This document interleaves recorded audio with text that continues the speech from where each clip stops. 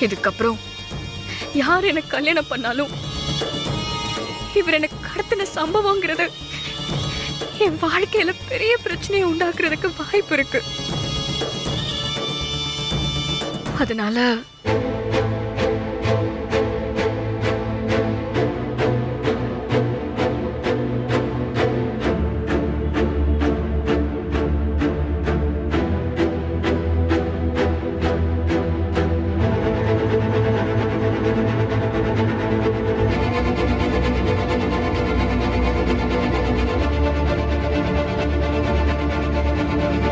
அதனால என்னம்மா?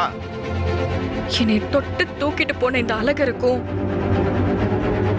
எனக்கும் கல்யாணம் பண்ணி வைக்கணும்னு சொல்லி நான் கேட்டுக்கிறேங்கய்யா.